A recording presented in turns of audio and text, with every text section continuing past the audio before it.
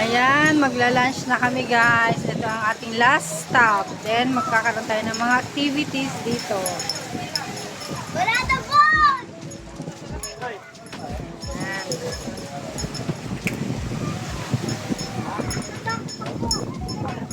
Madami. Wait lang, ito magla-lunch. Magla-lunch tayo, wait lang.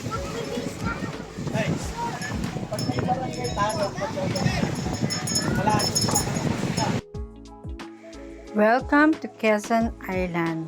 So mostly dito nagstay or dito yung last island na pinupuntahan ng mga guests dahil dito nakakapag-swimming ang mga guests at maraming mga activities dito.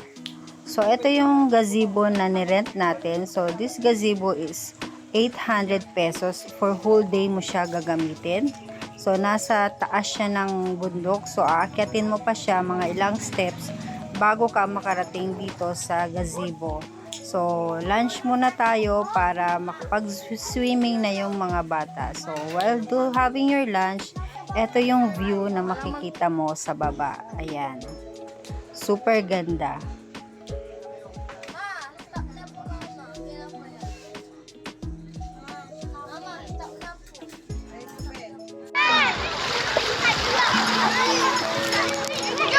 Oh, Happy birthday ko!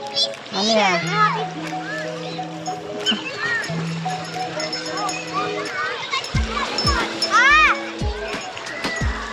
Ah!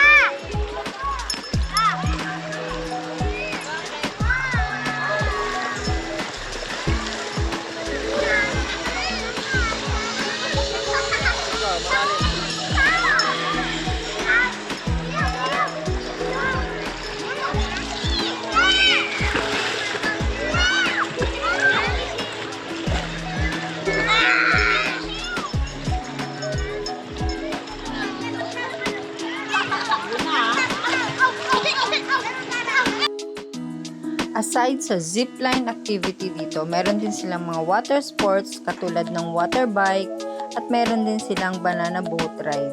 So for the zipline, it costs 100 pesos per person at yung water bike is 650 for 1 hour at yung banana boat is 240 per person.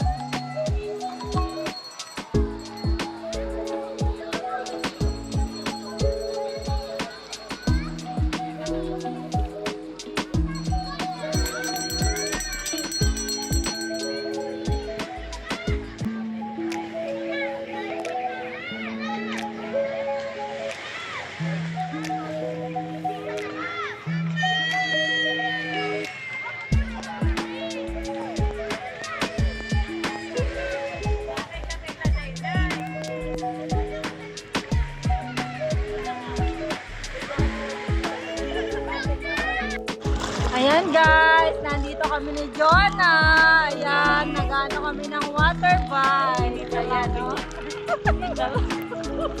Ayan guys. Ayan. So, andito kami sa 100 Island. Natuloy din sa wakas ang aming gala with the fam. Ayan si Jonah. Siya yung nag-drive sa aming water bike. Ayan guys, ang ganda dito. Try nyo din dito pumunta. Ayan, for family. Ayan, para sa mga kids. Gustong gusto ng mga kids dito. Ayan, so, water boat, banana ride. May zipline. So, sobrang linaw kasi nasa malalim na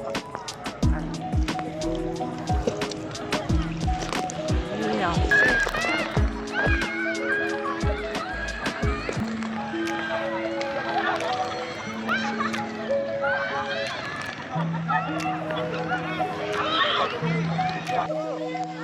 At syempre, hindi naman pinalagpas mag-zipline ang mag-ama. Ayan si brother at ayan si ate Aya. Tinry nila yung zipline.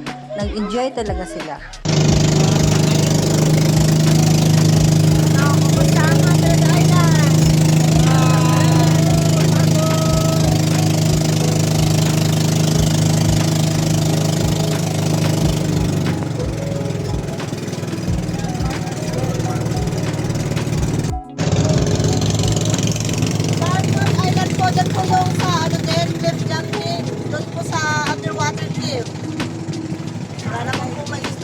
doon.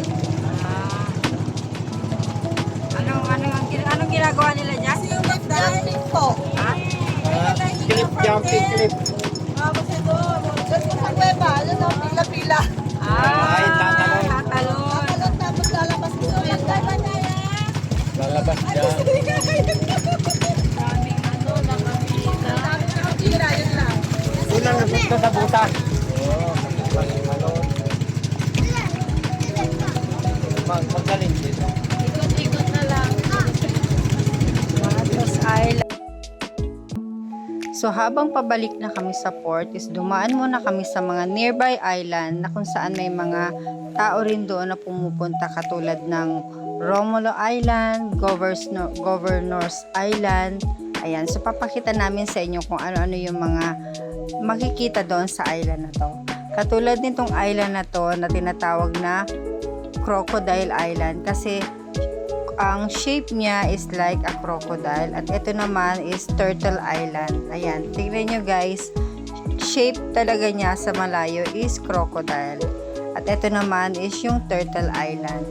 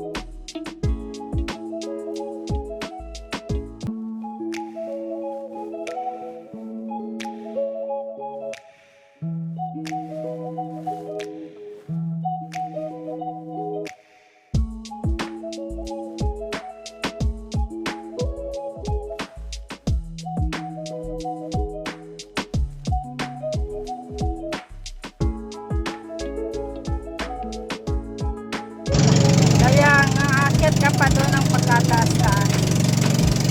Kasi yung pinakamataas na ang dito sa ating island pala. Yung guest house na yun po, yung guest po, kinalap yung PBB, yung season ni, ano, ni Robert sa kani, Ah, ano yun, yung fighter ni, sure.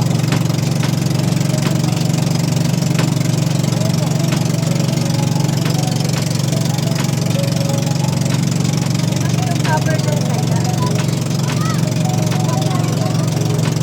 Ah, mahirap yan. Kaya nyo dyan.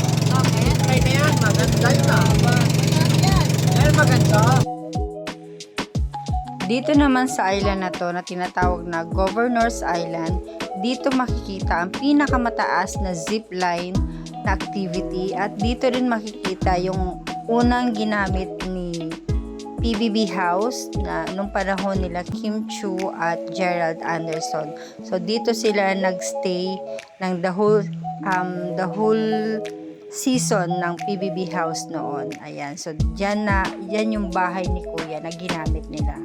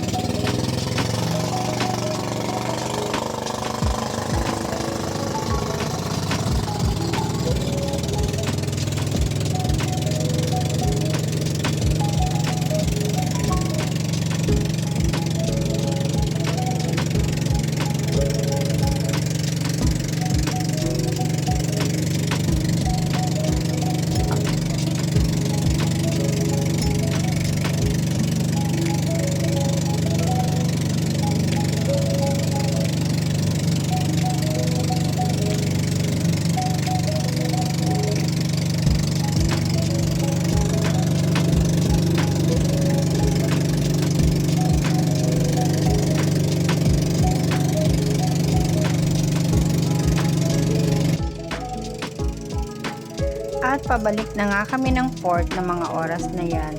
Hindi na kami nagpagabi masyado dahil may mga bata kami kasama at medyo high tide na rin ito at medyo malakas na rin ang alon. Kaya bumalik na kami ng maaga sa port.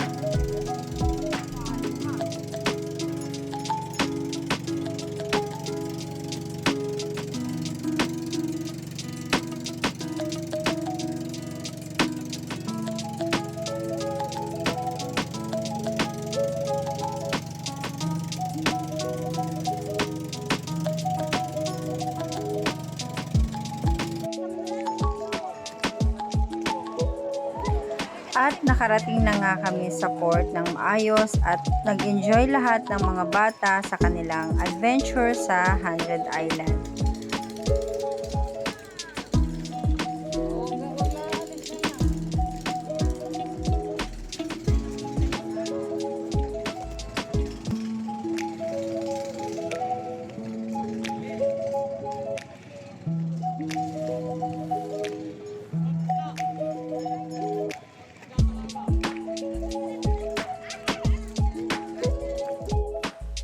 May mga nagtitinda rin dito sa port ng mga fresh na isda kaya naman napabili kami dahil sobrang gaganda at sariwa ng mga isda dito.